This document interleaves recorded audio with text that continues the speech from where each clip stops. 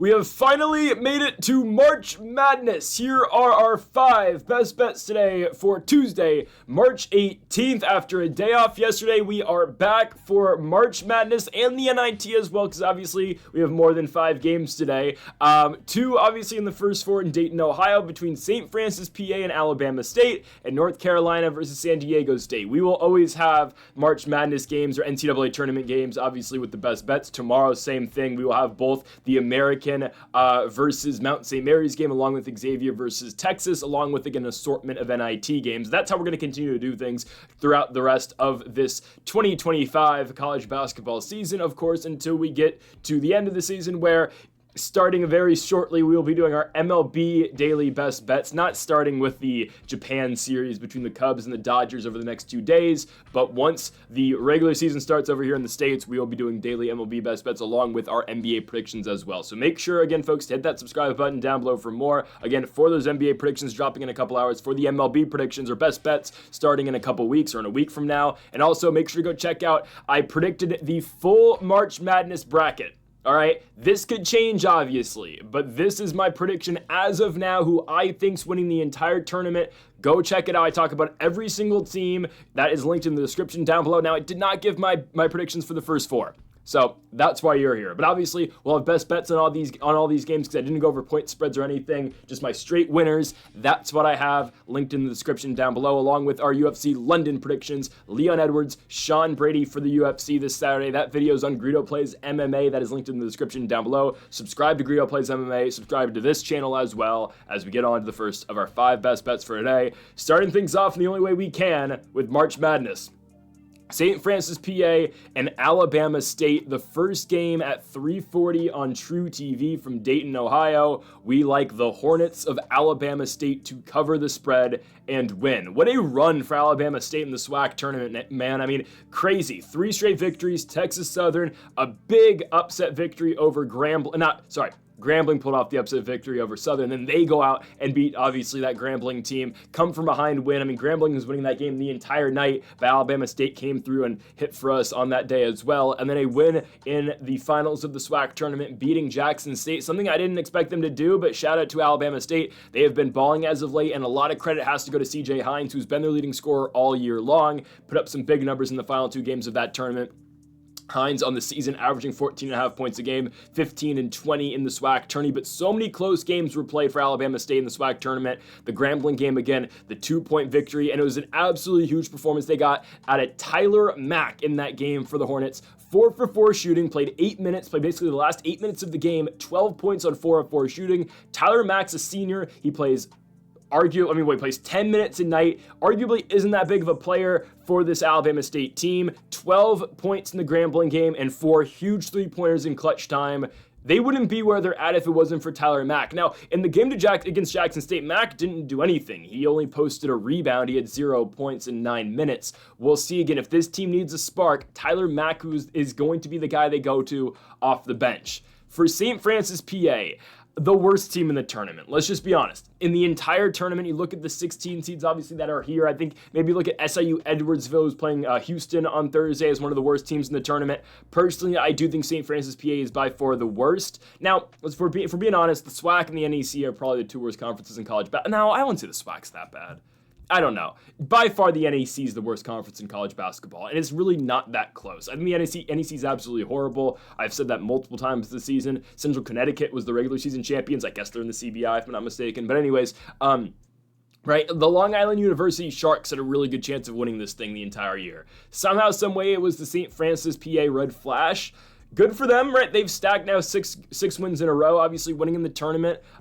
Getting there, obviously, they beat Wagner in the first round. They go to LIU and win, and they go to Central Connecticut and win the championship game 46-43.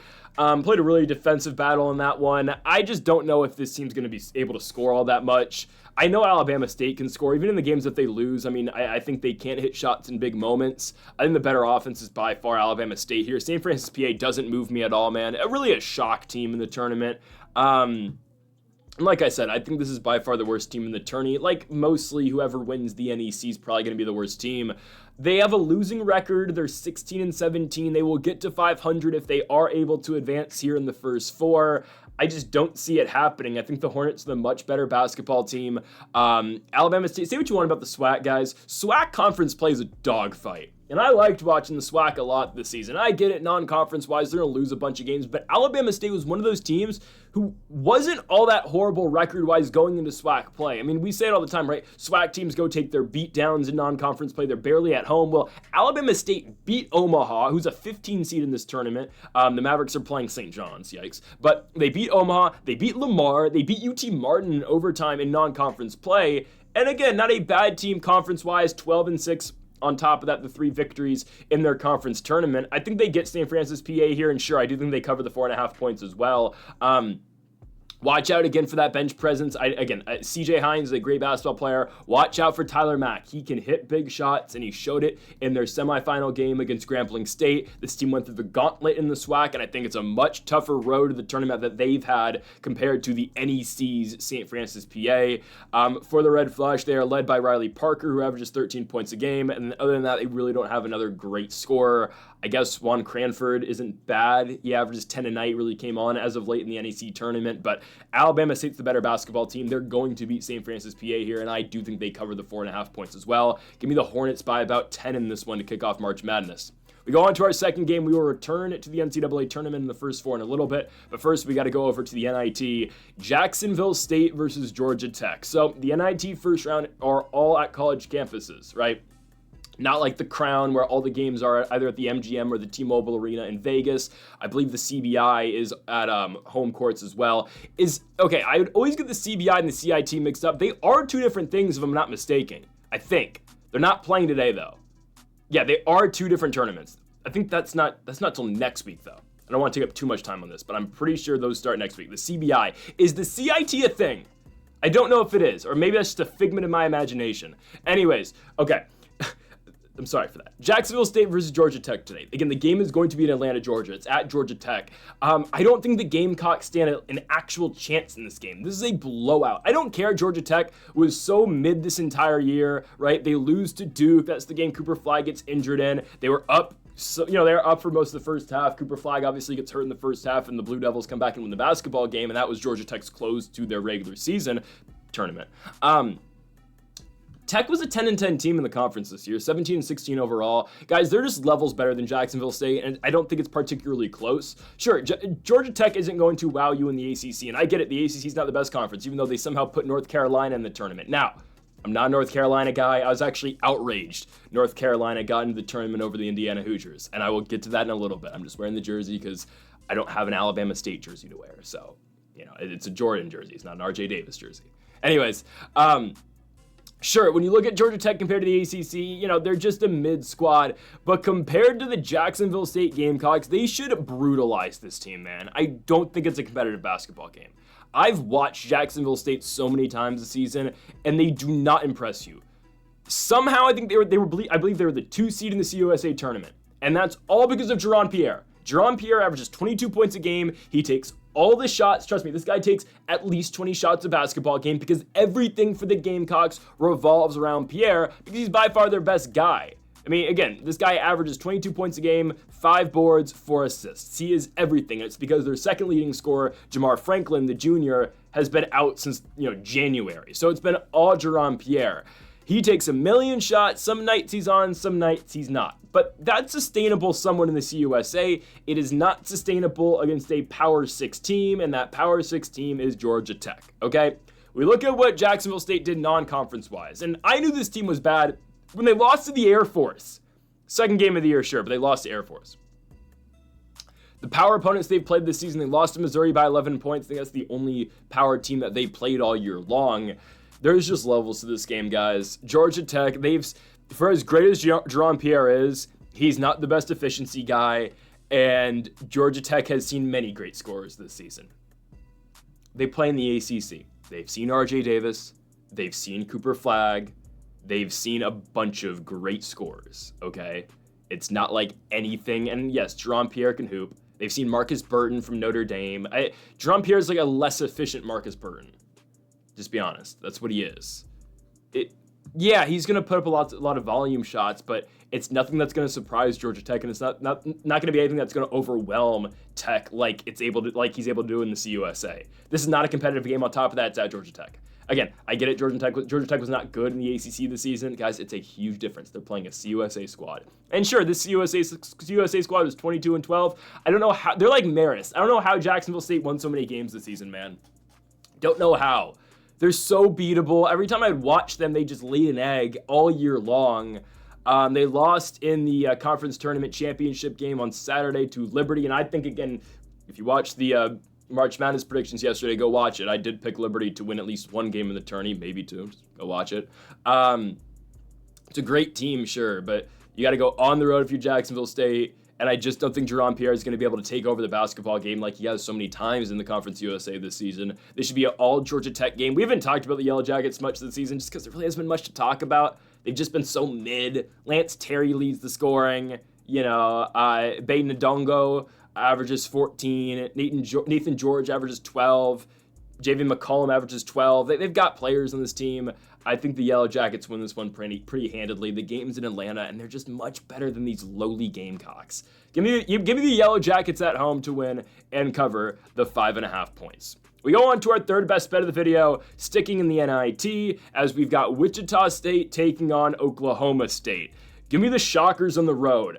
You can take the money line. That's a sprinkle for me. The main play, obviously, is on the spread. I think Oklahoma State's so garbage and horrible, it's not even funny. I think they're so bad. I don't care. Wichita State was a complete, I'm not going to say embarrassment this season. They were severely underwhelming, okay? They're going to play a very competitive game here against a team that has a sub 500 record in the Oklahoma State Cowboys. Guys, OK State went 15-17 this season. And they lost to Cincinnati in their conference tournament game. Cincinnati. Yeah, that was the Bearcats. I don't care. Oh, they started winning games at the end of the season. Nope, I don't care. That's a game Oklahoma State's supposed to win, and they didn't. And the narrative for this team all year long, every Oklahoma State game that I have watched, they always make such a big deal out of the personalities on this Oklahoma State team, out of the guys who are on this team, about how the tempers are always flaring for the Cowboys. Well, that's not good. They talk about Abu Usman, who is a good player, but always gets into foul trouble. And they always say every time he gets into foul trouble, oh, he might start beefing with the coach because, the personalities on this team. Arturo Dean takes a lot of shots. He's, leads the offense. He's not very good. He misses a lot of three-pointers in the games I've watched of him this season. Bryce Thompson can kind of hoop, but Oklahoma State goes through so many droughts offensively. They're so untrustable. I don't think they're good. They've lost 3 of 4. They tricked me because they beat Cincinnati at the end of the season in Stillwater, and they end up losing in the Big 12 tournament game by 19 points in the first round of the Bearcats. They tricked me, okay? They tricked me. This team's not good. They get into foul trouble, and sure, the personalities on this team really affect how they play. That's how ESPN puts it every game. Let's just say it. They have a lot of guys with big egos on the team, and they just don't really fit well together. Okay? And from what I understand, again, Oklahoma State kind of just put this team together at the last second this year. Sure, that's fine, whatever. I just don't think, again, this is just not their year. Okay? It's not their year. And I'm surprised they're even in the NIT. I get it, the NIT is just fishing for teams at this point, right? I mean, again, Oklahoma State was the 3rd worst team in the Big 12 this season. Yikes. But they're here, and I'm not even blown away with Wichita. I don't think Wichita's that good. I don't think they are. They were so disappointing this season. They went 19-14. They were 8th in the American this season. Xavier Bell leads the scoring with 15 a night. Corey Washington's going to give you about 14 a night. Justin Hill going to give you double-digit scoring nights as well. Quincy Ballard, obviously they're big. I think it's a game changer. He averages 10 points and gets 9 boards a night as well. He's good. He's really solid. Him and Usman's going to be a fun matchup, assuming Usman can keep his way out of foul trouble like he didn't do in the Big 12 tournament game against Cincinnati. Wichita played Memphis really close. Now, given everyone in the American was playing Memphis really close, but they did, obviously, in the quarterfinal game. They only lost to the Tigers by 3 points. They won their first round matchup against USF. They beat the Bulls by 5. But sure, the Shockers were they were very off and on this entire season. They went 8-10 in the American Conference this year. They started the regular season really hot. I remember their overtime victory over Minnesota. They beat St. Louis early in the year in their Thanksgiving tournament, and they kind of just fell apart after that. They lost to DePaul on the road, they lost to Kansas City, and then they got into conference play and they just laid an egg immediately starting the year 1-7. They did rebound again. They started conference play 1-7. They finished 8-10. I get that. They're just not the best team either. We're really just fading Oklahoma State here. I don't care the game's in Stillwater. This is not me, hyping you up on Wichita State. I'm not going to try to do that. I just don't think Oklahoma State's that great at the same time. Sure, the Cowboys can win, but do they win it by more than 5 points? Probably not. Again, I don't even mind the sprinkle on the Shockers money line, but I really do like plus 5.5 here for Wichita State. I don't think Oklahoma State's capable of putting a bunch of points on this team. I don't think they're going to be able to outscore them. I think if Wichita State makes it a chippy game, I do think they can, make it very competitive. And ultimately, I don't mind the Shockers to win the game outright. Oklahoma State just doesn't score all that much, and they don't score that well. So it's not really a tough game for Wichita State to keep in. And I think Oklahoma State's very flawed defensively, too. I just don't think the Cowboys are that good. Give me Wichita State on the spread. Money line, don't mind it, but I just don't think Oklahoma State's able to win this game by more than 5. Let's go on to our fourth best bet of the video, and we now head to the other first 4 game over in Dayton, North Carolina versus San Diego State. Now, I'm going to say it outright. North Carolina should not be here. Okay? They shouldn't be here. I think Indiana deserves it more. I think West Virginia deserves it more, even though it should be Indiana. This should be Indiana versus San Diego State today. But WVU deserves it more. Indiana, obviously. I think Boise deserves it more. And I think UC Irvine deserves it more. All 4 of those teams deserve to be in the tournament over North Carolina. Now that I got that out the way, we're picking North Carolina to win. Okay? I'll give them this. They are talented. They are very talented. I'm happy RJ Davis is in the spot. It's a senior year, and he gets one more chance. Okay. So now that I got that out of the way, again, I don't think they're deserving, but are they a good team? Sure. There's a reason they're here, and also because, that UNC guy is on the committee who picks the tournament as well. Just saying. Also, San Diego State does not wow me at all. The Aztecs, disappointing run in the Mountain West tournament. They were a one and done. They lost to Boise State in a very winnable game for them. They ended up losing it, obviously, by 10 points. I remember that game to close the regular season where they went to Las Vegas and UNLV, put it on them. It was a 7-point margin by the end of it, but UNLV was in control of that basketball game for most of that one. Disappointing year for San Diego State, I would say. Well, okay. I wouldn't say the entire year is disappointing because they beat Houston early on. But I think the end of the year is really disappointing because if they found a way to win that UNLV game where they just won one game in the Mountain West tournament, they wouldn't even be in the spot. They would be right in the tournament already, but now they got to play their way into it. I don't think they beat North Carolina. I just don't think they do. For as undeserving as the Tar Heels are, they only have one quad one win, which if I'm not mistaken is UCLA. I think it is. Yeah, it has to be. They can play. They can. And in a must-win environment, sure, I'm taking the Tar Heels. Might be an unpopular pick, but I do think they cover the 4.5. Something else I don't mind, just parlay the 2 favorites tonight. Forget about the points and just parlay the winners. I don't mind that. Just go Alabama State and North Carolina parlay. Personally, that's probably what I'll do instead. I'll still play the other NIT games personally, but I might just parlay the winners here. Don't get me wrong. I still like the spreads. This one I think I like a little bit less than Alabama. No, I like the Alabama State one less than this one. I think North Carolina puts it on them. I think they do. Again, they were disappointing in the regular season.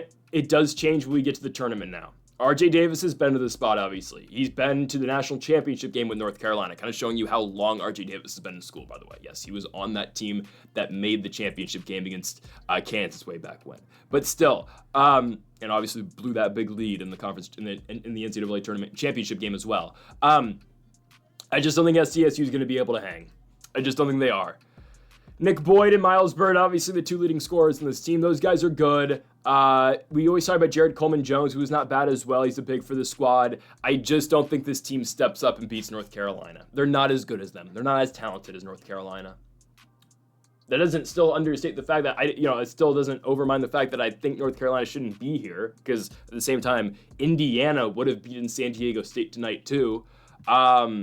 The better talent is on North Carolina. And sure, they're 1-13 in quad 1 games. Well, here you go. I mean, this is a big-time game that I think they can win.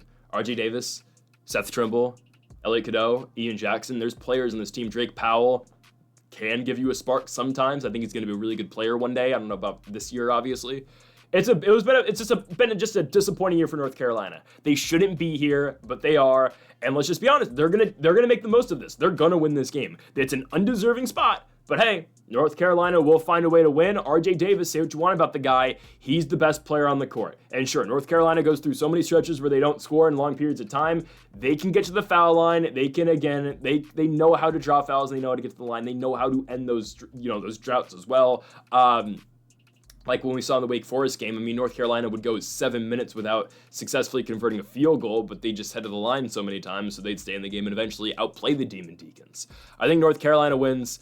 Sure, for as much as we want to say about how bad they are, they did turn it up at the end of the year. They won, 9 out their last 11, if I'm not mistaken, with the only losses being to Duke. So, if we date back to February 10th, their only 2 losses are the Duke Blue Devils.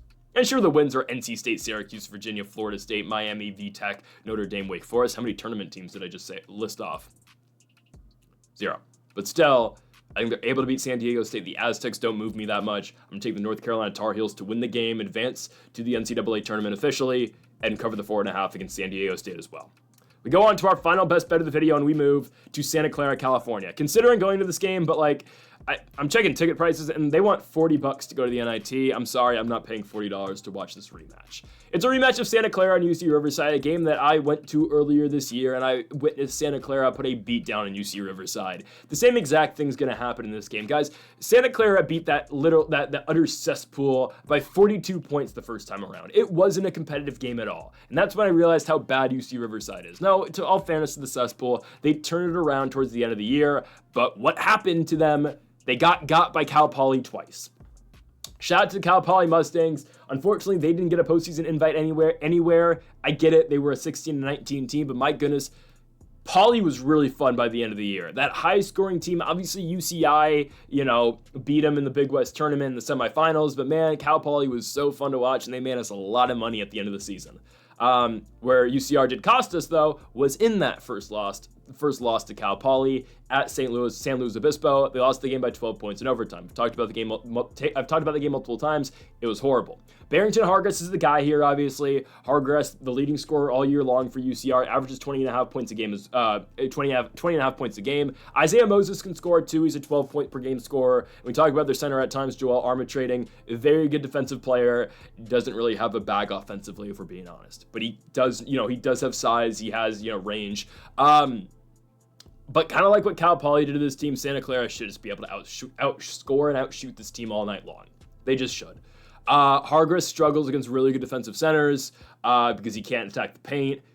That's where Christoph Tilley comes into play, who is good. I think Tilley had he has rough stretches this season. I hope he's back at Santa Clara for his senior year next year. He's been here all 3 years. The 7-foot German was good all year. He struggled in the first San Francisco game, cost Santa Clara the game in that one. But still,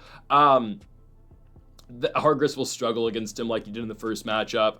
And Santa Clara, they can shoot. They will put it on you. UCR is just not going to be able to play with this pace that Santa Clara does. We're talking about Adama Alpha Ball. We're talking about Carlos Stewart. We're talking about Tyrese Bryan and the bigs as well. Mahi, Johnny O'Neal, Cameron Tongue. There's players on this team, man. Trust me, they're a much better basketball team than UC Riverside. Very rarely do I pick spreads of 11.5 points, but I am going to lay the 11.5 tonight on Santa Clara. They are just much better than Riverside, and Riverside had just a very disappointing end of their season. Sure, the peaks of this year were great for UCR. They beat UC San Diego, who's in the tournament. They beat UC Irvine, who's the number 1 overall seed in the NIT, right? They beat some really good teams.